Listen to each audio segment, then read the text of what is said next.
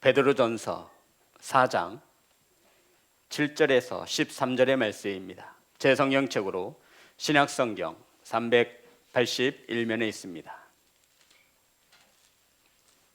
베드로전서 4장 7절부터 13절의 말씀입니다. 제 성경책은 신약성경 381면에 있습니다. 우리 한 절씩 교독하여 올리겠습니다. 만물의 마지막이 가까이 왔으니 그러므로 너희는 정신을 차리고 근신하여 기도하라.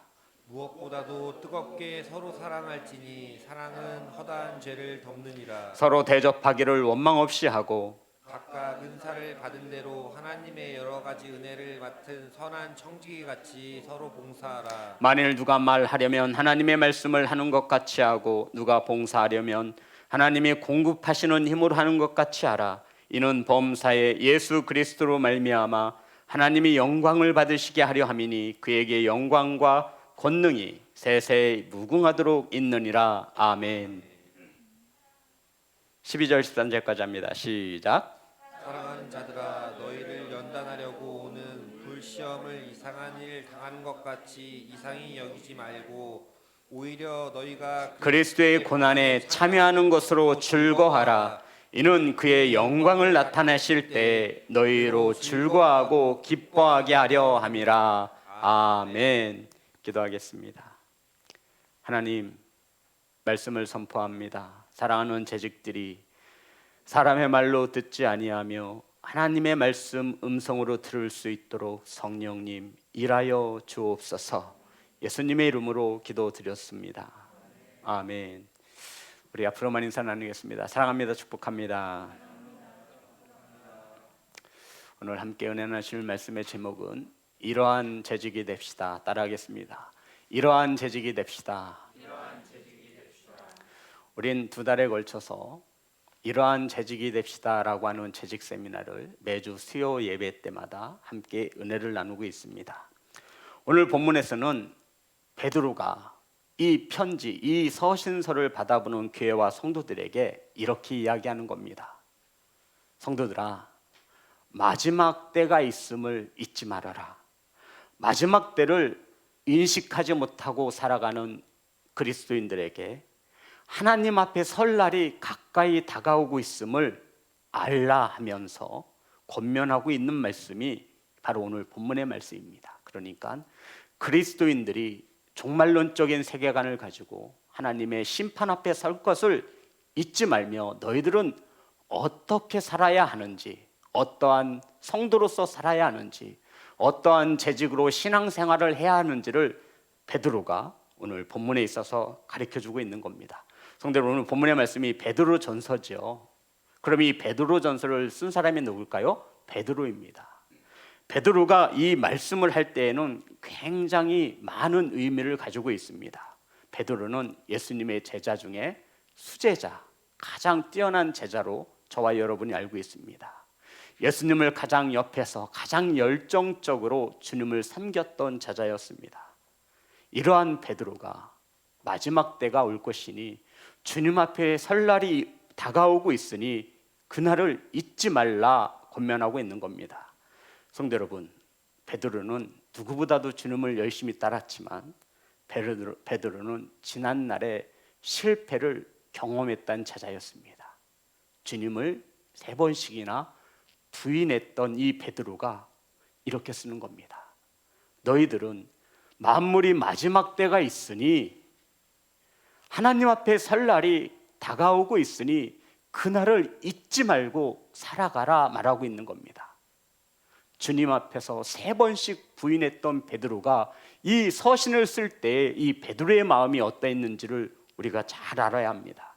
그래서 자신과 같이 주님을 부인하지 않기 위해서, 자신과 같이 주님을 부인하지 않는 삶을 살아가기 위해서 너희들은 이렇게 살아야 한다라고 하며 오늘 베드로가 우리에게 가르침을 주고 있습니다. 7절입니다. 가장 먼저 베드로가 말하죠. 7절 다 같이 합독합니다. 시작. 만물의 마지막이 가까이 왔으니 그러므로 너희는 정신을 차리고 근신하여 기도하라. 아멘. 성도 여러분, 지금 베드로가 이 7절에서 가장 강조하고 싶은 것이 만물이 가까이 왔으니 뭐 하라는 거죠? 기도하라는 것입니다. 그런데 이 기도하라고 하는 이 기도를 명령하기에 앞서서 이 베드로는 뭐라고 말하죠? 정신 차려라. 뭐 차리라고요? 성도 여러분, 기도의 자리에 설 수 있는 것 첫 번째 단계가 정신을 차리는 것입니다. 정신 차려야 할 수 있는 것이 뭐다? 기도다라고 말하고 있는 겁니다. 저와 여러분이 기도 생활을 하지 못한다라고 하는 것은 지금 무엇을 못 차린 거예요? 정신 차리지 못한 거예요. 그래서 저와 여러분이 어떨 때 정신 차려요? 큰 고난을 만났을 때 우리가 정신을 차립니다. 그래서 그때 뭐 해야지? 기도해야지. 그래서 이 베드로는 저와 여러분에게 만물이 마지막 때가 있음을 기억하라고 하며 첫 번째로 하는 것이 성도들은, 재직들은 정신을 차려야 한다는 겁니다. 성도 여러분, 기도하지 못하는 것은 정신을 차리지 못한 것이라 말하고 있는 것입니다. 그래서 기도의 자리에 나아가기 위해선 첫 번째 저와 여러분이 정신을 차려야 합니다. 사랑하는 예배자 여러분, 성도 여러분, 정신 차리시기를 주의 이름으로 축복합니다. 그래서 이 베드로는 정신을 차리라는 겁니다.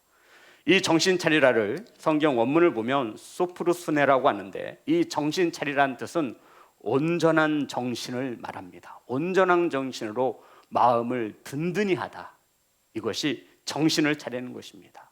여기서 말하는 온전한 정신이란 욕망에, 죄악에 물들지 않는 마음입니다. 그래서 저와 여러분의 죄 가운데 물들어 있을 때, 세상으로 나아갔을 때 기도가 돼야 안 돼요? 안 되는 거예요. 그래서 베드로는 자신이 경험한 바 있잖아요. 그렇게 주님을 사랑한다라고 고백했던 베드로가 주님을 3번씩이나 저주하여 맹세하여 가로되 내가 저를 도무지 알지 못하나이다. 이러한 경험과 실패를 가지고 있었던 베드로, 너희들이 마지막 때가 가까이 오고 있음에 정신을 차려 기도해야 하지 않겠느냐. 정신을 차리기로 결단했다면 이제 너희들은 기도의 자리에 나오기 전에 두 번째 단계를 거치는데, 그것이 바로 근신입니다. 따라합니다. 근신. 성도 여러분, 우리 정신 차렸어요. 기도의 필요성을 누구보다 잘 알고 있습니다. 그럼에도 우리가 기도하지 못하는 것은 근신하지 못하는 거예요. 근신이 무슨 뜻이죠? 조심하여 삼가하다라는 뜻입니다. 근신이 무슨 뜻이라고요? 조심하여 삼가하다. 조심스럽게 행동하는 것, 이것을 근신이라고 말합니다. 그래서 우리가 정신을 차렸어도 조심스럽게 행동하지 않으면 죄악 중에 우리는 얼마든지 노출되어져 있을 수 있습니다. 그래서 우리는 기도의 자리로 나가지 못하는 거예요. 내가 목사로 이러한 말을 하고 이러한 행동을 했을 때 공동체 안에 어떠한 영향을 끼칠 것인지를 근신, 조심하여 깊이 생각해 보라라고 말하고 있는 것입니다. 그래서 기도의 자리에 서기까지 베드로는 정신을 차리고 내가 상가 조심히 행동하여 기도 앞에 설 것이다 라고 말하고 있는 것입니다. 사랑하는 재직 여러분, 정신 차리시기를 주의 이름으로 축복합니다. 자신의 게으름과 나태함과 완악함을 알고 만물의 마지막이 있음을 알고 이 혼잡한 세상 가운데 스스로 조심하여 근신하여 기도할 수 있는 재직이 되시기를 주의 이름으로 축복합니다. 성도 여러분, 베드로는 기도하지 못하여 실패한 경험을 가지고 있잖아요. 주님과 함께 겟세마네 동산에 올랐습니다. 주님이 기도를 부탁했을 때 베드로가 어떻게 했죠? 졸며 자고 있었습니다.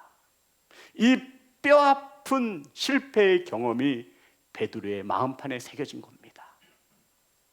그리고는 우리에게, 이 시대를 살아가는 그리스도인들에게 만물의 때가 가까이 오고 있으니, 하나님 앞에 설 날이 멀지 않았으니 죄 많은 세상 가운데 그리스도인들은, 재직들은 정신 차려라. 삼가 조심할 것이며 너희들은 기도할 것이다 라고 우리에게 권면하고 있는 것입니다. 사랑하는 성도 여러분, 이 마지막 때를 살아가는 성도들, 하나님의 음성으로 받으시기를 주님의 이름으로 축복합니다. 정신 차리십시오. 세상의 욕망과 죄악에 저와 여러분의 마음과 생각이 물들지 않도록, 빼앗기지 않도록 스스로 삼가하여 조심히 행동하여 기도하시는 교회와 성도가 되시기를 주님의 이름으로 축복합니다. 성도 여러분, 기도해야 하나님의 뜻을 분별할 수 있습니다. 그래서 나 스스로 생각할 때 나는 기도하지 않는 재직이라 생각한다면 가급적이면 나를 줄이는 게 가장 지혜로운 겁니다. 교회에서 상처받고 시험 드는 것은 90%는 뭐 때문이에요? 말 때문에 그렇습니다. 성경은 말에 온전한 자가 없다라고까지 우리에게 가르쳐주고 있습니다. 사랑하는 성도 여러분, 우리들이 하나님과의 관계가 바르지 못하면 이것을 수직적인 관계라고 제가 말씀드렸죠. 기억나시나요? 하나님과의 관계가 바르지 못하면 성도들과의 수평적인 관계가 바르지 못함을 말하고 있는 것입니다. 그래서 베드로는 하나님과의 관계 속에서 성도들과의 관계가 바르게 재직이 되기 위해서 무엇을 강조하고 있냐면 사랑을 강조하고 있습니다. 8절, 우리 7절 8절 다 같이 합니다. 시작. 만물의 마지막이 가까이 왔으니 그러므로 너희는 정신을 차리고 근신하여 기도하라. 무엇보다도 뜨겁게 서로 사랑할지니 사랑은 허다한 죄를 덮느니라. 자, 베드로가 권면하고 있죠.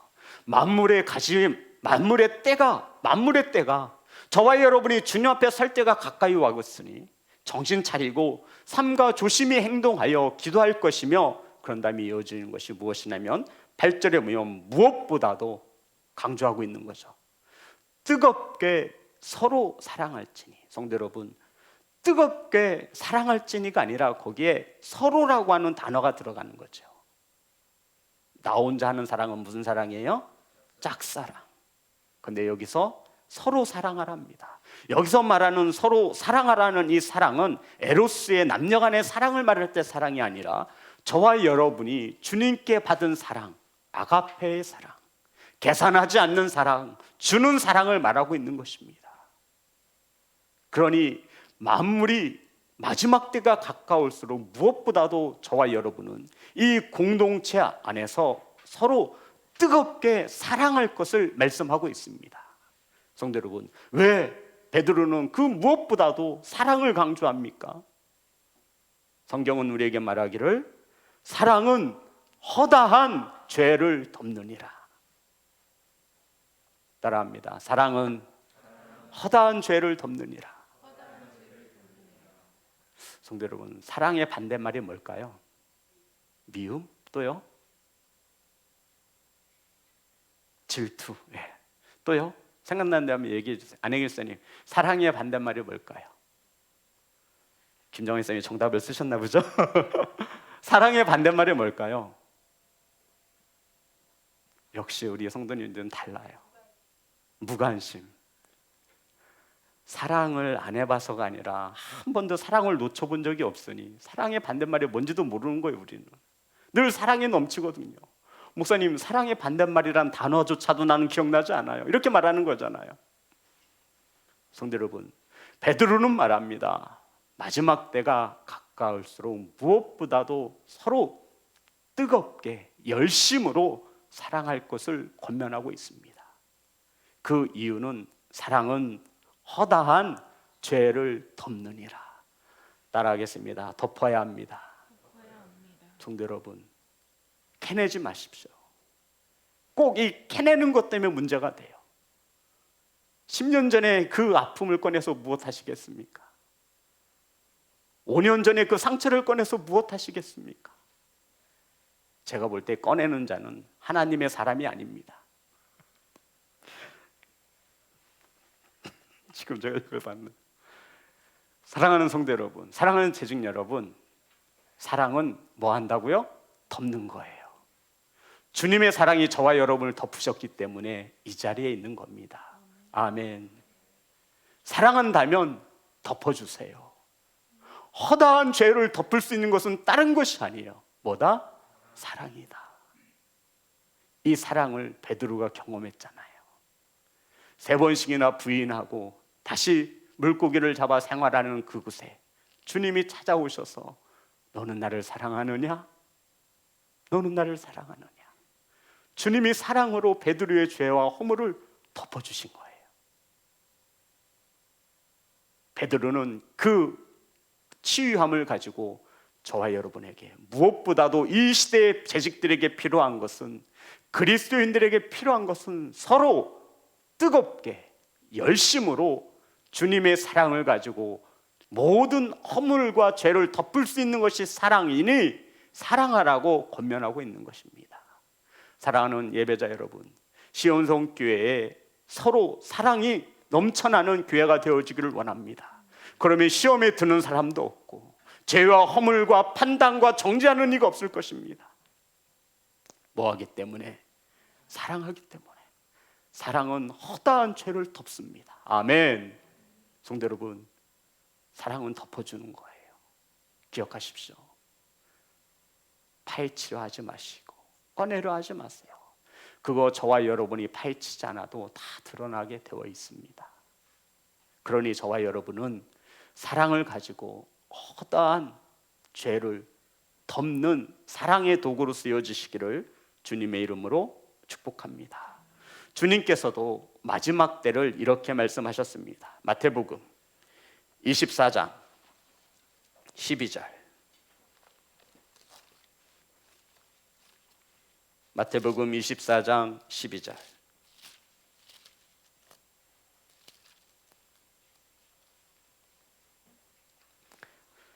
우리 24장 3절부터 볼게요. 마태복음 24장 3절과 12절 말씀 볼게요. 예수께서 감난산 위에 앉으셨을 때 제자들이 조용히 와서 이르되, 제자들이 주님에게 찾아와서 조용히 일렀습니다. 우리에게 이르소서 어느 때에 이런 일이 있겠사오며 또 주의 임하심과 세상 끝에는 무슨 징조가 있사오리까? 그러니까 마지막 때에 어떤 징조가 있겠습니까? 라고 제자들이 주님을 찾아와 조용히 여쭈었습니다. 그랬더니 주님께서 12절에 10절부터 보면 11절, 거짓 선지자가 많이 일어나 많은 사람을 미혹하겠으며, 오늘날 저와 여러분이 살아가는 시대죠. 12절 보면 다 같이 합니다. 시작. 불법이 성함으로 많은 사람의 사랑이 식어지리라. 아멘. 마지막 이 세상 끝날 날의 징조가 무엇이냐면 불법이 성행합니다. 성도 여러분, 지금 세상은 불법을 합법으로 우기고 있습니다. 제가 굳이 말하지 않아도 수많은 것들이 저와 여러분의 성경적 기독교적 가치관으로 볼 때 이것은 불법입니다. 그런데 이것을 합법이라 말하고 있는 거예요. 그러한 때에 무엇이 식어져요? 사랑이 식어진다 말하고 있습니다. 이것이 세상 끝날 날의 징조라고 주님께서 말씀하고 있습니다. 사랑하는 시온성교회 재직 여러분, 서로 죄와 허물이 보이시거든 주님의 사랑의 빚진 자로서 그 허물을 덮어줄 수 있으며 그 죄를 덮을 수 있는 사랑하는 시온성 교회의 공동체로 세워지시기를 주의 이름으로 축복합니다. 그래서 사랑을 할 때 이 사랑을 가지고 4장 9절입니다. 베드로전서 4장 9절 다 같이 합독합니다. 시작. 서로 대접하기를 원망 없이 하고. 아멘. 성도 여러분, 뜨겁게 사랑하는 것은 대접을 함에 있어서 원망 없이 대접하는 것입니다. 그런데 여기도 서로 따라합니다. 서로 대접하고 원망할 거면 하지 않는 게 나아요. 이것은 나로 인해 누군가를 죄짓게 만들고 나도 그 죄의 일에 동참하는 것입니다. 그래서 성경은 말하죠. 서로 대접하기를 원망 없이 하고. 대접하면서 원망할 거라면 하지 마십시오. 성도 여러분, 예수님을 사랑하시고, 아멘, 교회를 사랑하시고, 부모와 형제를 사랑하시고, 자녀를 사랑하시고, 그 무엇보다도 신앙의 공동체에 속한 재직들이 서로 주님의 사랑으로 사랑하시는 교회가 세워지기를 주의 이름으로 축복합니다. 그 사람이 진정한 재직이 될 수 있으며 그리스도인이 되어질 수 있습니다. 그러면서 이제 결론을 맺습니다. 10절 11절 다 같이 합독합니다. 시작. 각각 은사를 받은 대로 하나님의 여러 가지 은혜를 맡은 선한 청지기 같이 서로 봉사하라. 만일 누가 말하려면 하나님의 말씀을 하는 것 같이 하고 누가 봉사하려면 하나님이 공급하시는 힘으로 하는 것 같이 하라. 이는 범사에 예수 그리스도로 말미암아 하나님이 영광을 받으시게 하려 함이니 그에게 영광과 권능이 세세 무궁하도록 있느니라. 아멘. 성도 여러분, 은사는 하나님께서 하나님의 뜻을 나타내시기 위해서 주신 능력을 은사라고 말합니다. 저와 여러분은 모두 청지기입니다. 따라합니다. 청지기. 청지기라는 것은 주인이 맡긴 것을 관리하는 종을 말합니다. 그런데 이 청지기라고 하는 것은 소유권은 없으며 무엇만 있다 그랬죠? 관리할 수 있는 권한만 있다고 이야기했습니다. 누구의 것을 관리하는 거죠? 그런데 이 종이 주인의 것을 가질 수 있어요? 없어요? 없어요. 우리가 이 선을 굉장히 잘 지켜야 합니다. 이 선을 넘으면 종이 되는 게 아니라 내가 주인이 되는 거예요. 그래서 내 삶의 주인이 예수 그리스도라고 하면 우린 이 선을 반드시 잘 지켜내야 합니다. 이것을 잘하는 사단이 선을 넘으라고 자꾸 우리를 유혹하는 거예요. 네가 잘할 수 있잖아. 네 경험도 있고 네 생각도 있잖아. 뭘 그런 걸 가지고 기도해서 하나님께 묻니? 너도 충분히 할 수 있어. 너도 하나님과 같이 할 수 있어. 이렇게 사단이 옆에서 저희들을 쿡쿡 찔러대는 거예요. 그럼 우리가 사단에게 미혹이 되어서 내 삶의 주인이 나인 것으로 착각을 하고 하나님의 것을 내 것인 양 사용하기 시작합니다. 거기서 헤어나오지 못하는 것이 자녀라는 거예요. 사랑하는 재직 여러분, 부모와 자녀의 관계는 갑과 을의 관계가 아닙니다. 예전에는 부모가 갑이었고 자녀가 을이라 해도 누구 하나 반대하는 사람이 없었어요. 그런데 요새 부모가 갑이고 자녀가 을이라고 하는 시대는 지나간 것 같아요. 나는 세상의 가치를 말하는 것이 아니라 오히려 자녀들이 갑일 수 있죠. 하나님이 저와 여러분에게 맡겨주신 기업이기 때문에 그렇습니다. 그래서 저와 여러분, 부모인 저와 여러분이 자녀를 위해 가장 해줄 수 있는 큰 축복은 자녀를 위해 더 기도하고 자녀를 하나님 안에서 머물 수 있도록 하나님을 만날 수 있도록 인도해 주는 것, 이것보다 더한 큰 축복은 없는 것으로 믿습니다. 사랑하는 예배자 여러분, 청지기는 둘로스라고 합니다. 따라합니다. 둘로스. 이것은 해석하면 종이란 뜻이죠. 종은 자기 것이 없어요. 종은 아니요가 없습니다. 종은 얘만 있습니다. 종은 주인을 위해 살아가고 주인에게 소속되어져 있습니다.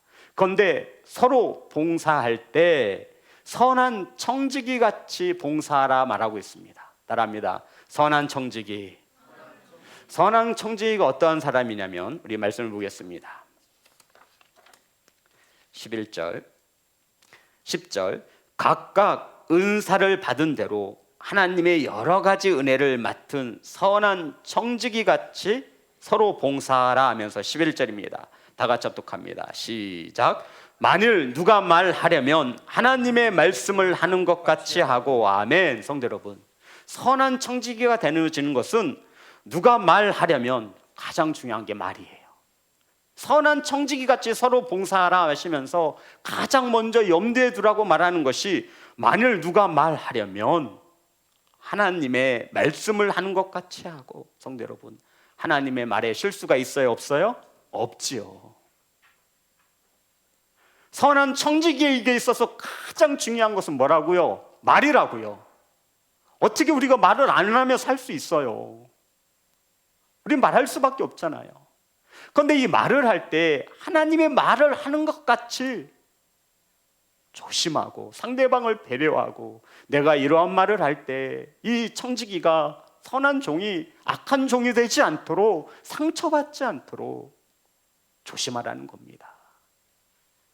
이것이 부득불 어렵거든 말을 줄이라 말하고 있는 거예요. 교회가 아니더라도 가정에서 세상에서 우리는 넘쳐나는 수많은 말들을 뿜어냅니다. 굳이 교회에서까지 말을 함으로써 누군가에게 상처를 주고 그렇다고 교제하지 말란 얘기가 아니에요. 실수가 되지 않도록 상대방의 입장에서 나보다 남을 낮게 여기는 마음으로 겸손히 낮아져서 말의 실수를 줄이라, 이것이 첫 번째입니다.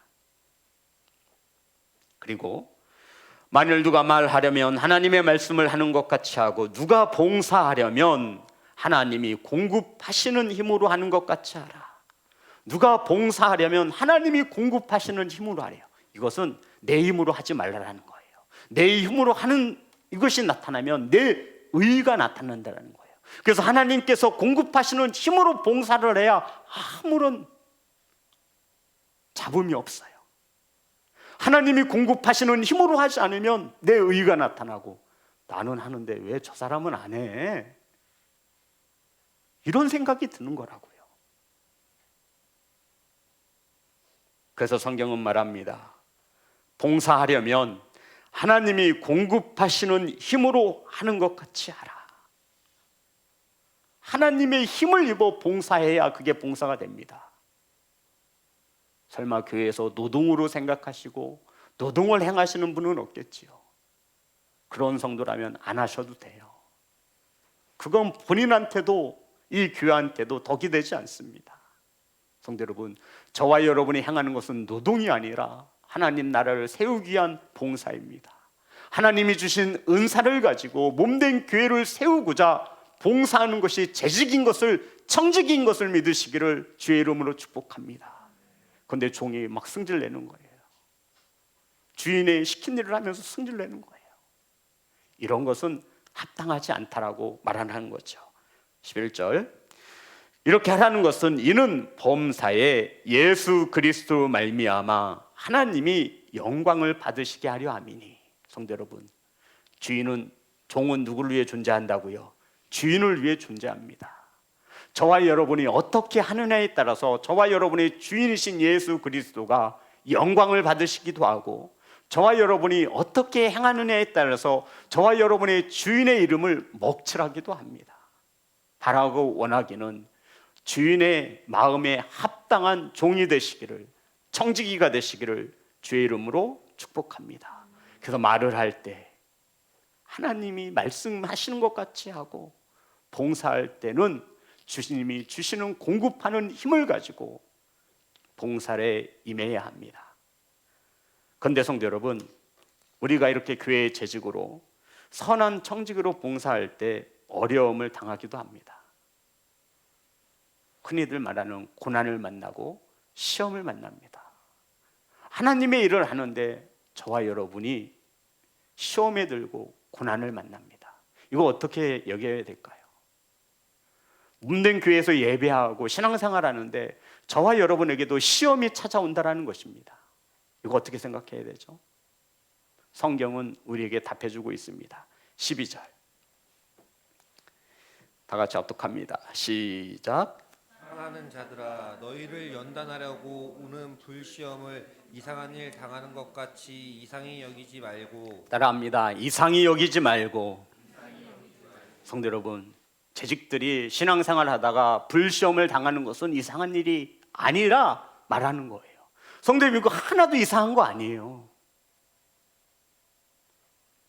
교회에서 어쩜 이런 일이 있을 수 있냐고. 이거 이상한 거 아니에요. 불시험이 당할 수도 있어요. 이것을 이상히 여기지 말라 말하고 있는 것입니다. 이러한 시험을 만날 때 하나님이 살아계시는가? 하나님이 날 사랑하시는가? 의심하고 갈등하게 되어집니다. 마치 마리아처럼 말입니다. 요한복음 11장에 보면 마르다와 마리아, 그 오라버니인 누구죠? 나사로가 있었습니다. 이 마르다와 마리아는 특별히 예수님께서 사랑하시는 자매였고, 향유 옥합을 깨뜨려 예수님에게 옥합을 붓고 향유를 붓고 머리털로 씻기어준 자매이기도 합니다. 그런데 사랑하는 오라버니가, 나사로가 병이 들었습니다. 그래서 마르다와 마리아는 누구를 생각했죠? 예수님을 생각했죠. 예수님과 우리는 아주 각별한 사이이니 예수님만 오시면 병들어 죽어가는 우리 오라버니 나사로를 살릴 수 있다라고 하는 확신에 찬 믿음을 가지고 예수님께 사람을 보내었습니다. 그 사람이 주님께 와서 묻습니다. 주님, 당신이 사랑하는 자 나사로가 병들어 죽게 생겼나이다. 우리 말씀을 찾아볼까요? 요한복음 11장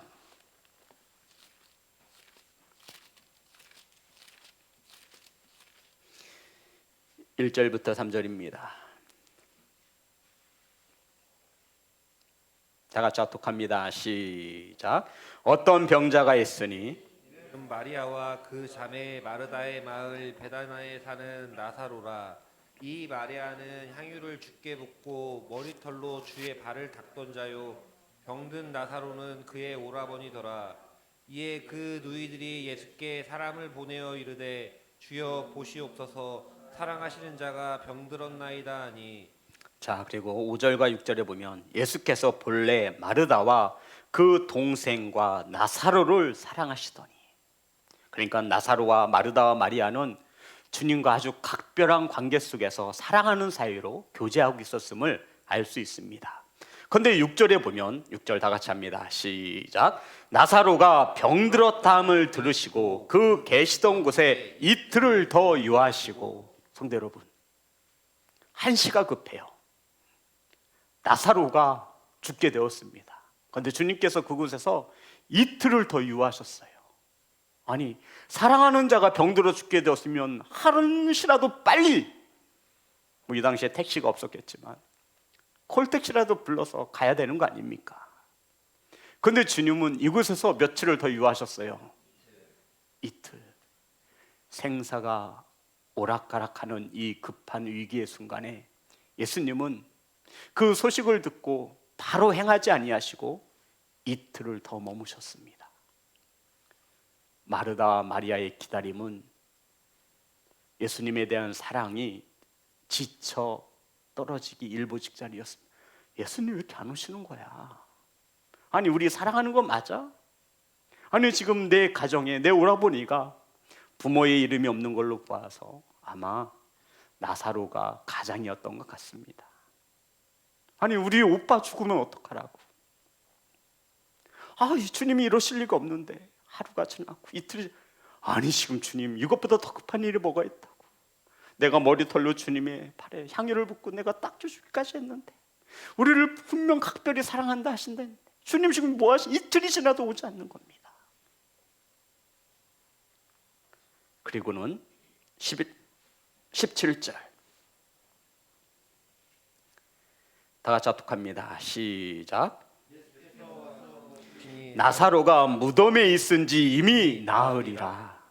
예수님께서 오셨는데 이미 나흘이나 지난 겁니다. 무덤에 있은지 나흘입니다.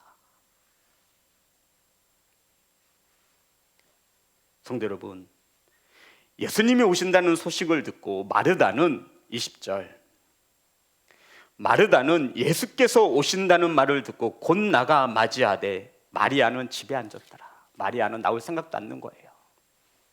마르다가 나가서 예수님을 맞았습니다. 그리고는 21절, 마르다가 예수께 여짜오되 주께서 여기 계셨더라면 내 오라버니가 죽지 아니하였겠나이다. 이 말을 단순 번역, 저에게 번역을 받겠다면 너 우리 오빠 살려내. 이 뜻이에요. 예수님께서 이 자리에 계셨다라면 내 오라버니가 죽지 아니하였겠나이다.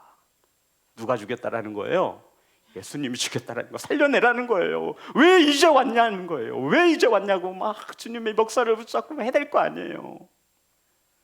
너만 여기 있었으면 내 오라버니가 죽지 않았을 텐데 그렇게 사랑하고 그렇게 사랑 많던 주님의 사랑은 온데간데 없고, 마르다의 마리아의 사랑, 마르다의 이 예수님에 대한 사랑은 의심을 지나 원망으로 지나고 있습니다. 우리 말씀을 찾겠습니다. 32절. 이제 마리아가 예수님을 뵙니다. 시작. 마리아가 예수 계신 곳에 가서 배웠고 그 발 아래 엎드려 이르되 주께서 여기 계셨다라면 내 오라버니가 죽지 아니하였겠나이다 하더라. 이제 마리아가 주님 발 앞에 앉아서 땡깡을 부리는 겁니다. 우리 오라버니 살려내. 당신이 여기만 계셨어도 내 오라버니가 죽지 아니했을 것이람. 주님 발 앞에서 그냥 땡깡을 부리는 겁니다. 살려내라는 겁니다. 성도 여러분, 예수님께서 늦게 오신 데에는 그만한 이유가 있지 않겠습니까? 예수님이 응답이 늦어지는 데에는 그만한 이유가 있는 것이 아니겠습니까? 저와 여러분이 신앙생활 하는 가운데 고난이 찾아오고 불같은 시험이 찾아오는 것은 그만한 이유가 있는 것이 아니겠습니까? 주님은 저와 여러분을 죽이시기 위해서 오신 것이 아니라 살리시기 위해 오신 것을 믿으십니까? 아멘. 주님은 저와 여러분의 죄를 묻기 위해서 오신 것이 아니라 저와 여러분이 보지 못하는 것을 보게 하시기 위하여 이 땅에 오신 예수 그리스도이심을 믿으십니까? 아멘. 주님이 원망하고 불평하는 그 자리에서 베드로야 나사로야 나오너라, 나사로를 부르지 않습니까? 그 광경을 보고 수많은 이들이 주님을 믿었더라 라고 성경은 우리에게 가르쳐주고 있습니다. 성도 여러분, 응답이 늦어지는 데에는 그만한 이유가 있는 것이 아니겠습니까? 우리는 그 인내와 기다림이 없어지는 시대에 살고 있습니다. 그리고는 마르다와 마리아처럼 주님의 사랑을 의심하는 겁니다. 나를 사랑한다면 나에게 왜 이런 질병을 주셨냐고 따져 묻기도 하고요. 주님께서 이 교회를 세우셨다고 했는데 왜 이 교회가 어려움을 당해야 하느냐고 주님을 원망하기도 합니다. 사랑하는 성도 여러분, 주님이 이틀을 머무시는 동안 주님은 나사로를 살리실 것을 계획하고 준비하신 것을 믿으시기를 주의 이름으로 축복합니다. 이 이틀의 더 유하신 까닭은 거기에 있는 거예요. 하나님의 영광을 나타내기 위해서. 아멘. 그러니 저와 여러분이 시험을 만났을 때 이상히 여기지 마십시오. 그것은 당연한 것입니다. 12절.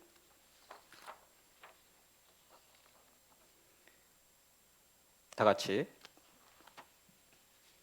13절, 12절, 13절 다 같이 합독합니다. 시작. 사랑하는 자들아, 너희를 연단하려고 오는 불시험을 이상한 일 당하는 것 같이 이상히 여기지 말고 오히려 너희가 그리스도의 고난에 참여하는 것으로 즐거워하라. 이는 그의 영광을 나타내실 때에 너희로 즐거워하고 기뻐하게 하려 하심이라. 아멘. 성도 여러분, 우리가 시험을 만났을 때 하나도 이상하게 여길 것이 없는 것은 오히려 즐거워하라 말씀하시며 그의 영광을 나타내실 때 너희로 즐거워하고 기뻐하게 하려 함이라 말하고 있습니다. 저와 여러분은 분명 주님의 영광을 볼 것입니다. 아멘. 사랑하는 재직 여러분, 선한 청지기와 같이 하나님께 받으신 은사를 가지고 몸된 교회를 세우기 위하여 서로 봉사하시고 서로 뜨겁게 사랑하심으로 많은 죄와 허물을 덮을 수 있는 공동체, 이것은 저와 여러분이 만들어가야 하는 시온성 교회입니다. 이러한 일을 위해서 저와 여러분을 재직으로 세우시고 부르셨음을 믿으시기를 주님의 이름으로 축복합니다. 찬양하겠습니다.